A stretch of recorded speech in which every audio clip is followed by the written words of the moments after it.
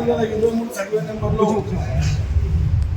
ఇంటి వాళ్ళకి చాలా బీద వాళ్ళందరూ కూడా వాళ్ళు సొంతంగా స్వయాన ఇల్లు కట్టుకుంటే తెల్లవారుజామున 3 గంటలకు దాదాపు 400-500 మందితో పోలీసు వాళ్ళతోటి కూలగొట్టించడం ఎంతవరకు అది అన్యాయం. ఎమ్మెల్యే గారు ఏమీ తెలియనట్టుగా నటన చేస్తున్నాడు.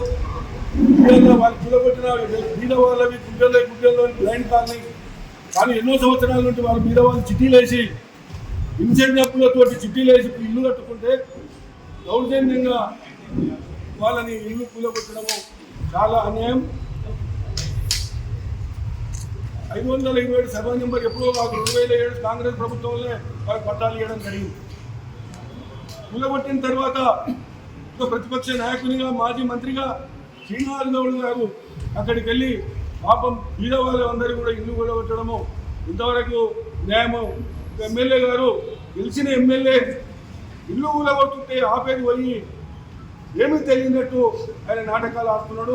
ఇది మంచి పద్ధతి కాదు.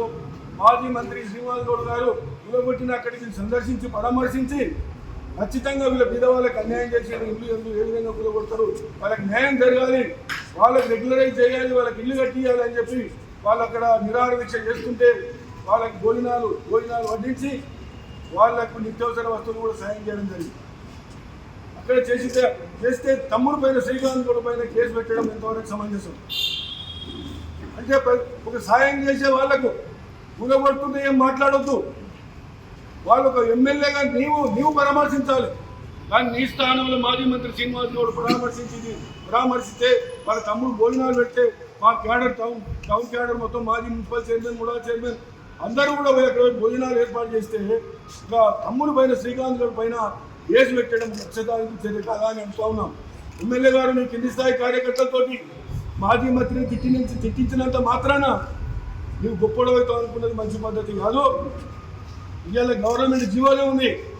ఇవాళ దొంగ స్టాంపులు దొంగ సర్టిఫికెట్లు అంటున్నారు. గతంలో ఎప్పుడే కానీ తెలంగాణ ప్రభుత్వం జీవో ఇచ్చింది 5859 జీవో. వాళ్ళు ఎవరైతే బీద వాళ్ళు ఇల్లు కట్టుకుంటే వాళ్ళకి రెగ్యులరైజ్ చేయాలని చెప్పి తెలంగాణ ప్రభుత్వం జీవో ఇచ్చింది. వాస్తవం కాదా? నీకు తెలియనప్పుడు ఏం తెలియదు. ఒక ఎమ్మెల్యేగా ఉండి జీవో సంగతి తెలిసి జీవోలో గైడ్లైన్స్ ఏముంటాయి, దానికి దొంగ స్టాంపులు దొంగ సర్టిఫికెట్లు ఏ విధంగా అవసరమని అడుగుతా ఉన్నాం.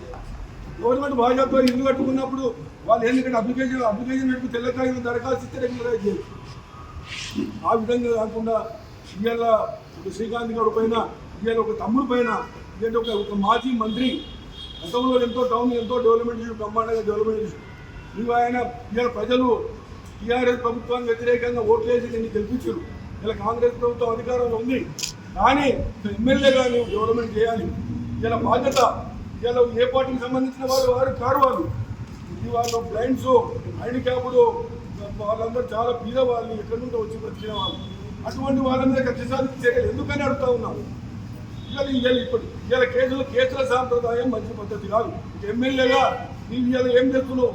మనం డిసెంబర్ 9 రుణమాఫీ అంటే ఎక్కడుంది? రైతు బంధు తోలే లేదు, డెవలప్మెంట్ ఆలోచనే లేదు.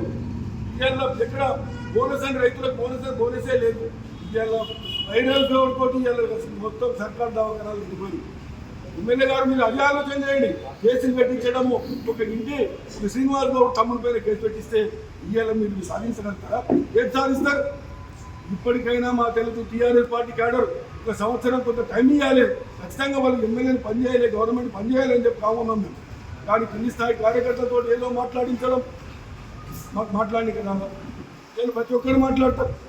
ఇలా నీవు ఇప్పటికైనా ఒక ఎమ్మెల్యేగా ఒక స్థానిక శాసనసభ్యుడిగా ఇక్కడ రూలింగ్ గవర్నమెంట్లో ఉండి ఇలా మొత్తం నార్త్ సైడ్ డెవలప్మెంట్ క్యాన్సిల్ చేయించినావు, ఇన్సెంట్ డెవలప్మెంట్ కుల సంఘాలకు ఇచ్చిన భవనాలు క్యాన్సిల్ చేసినావు.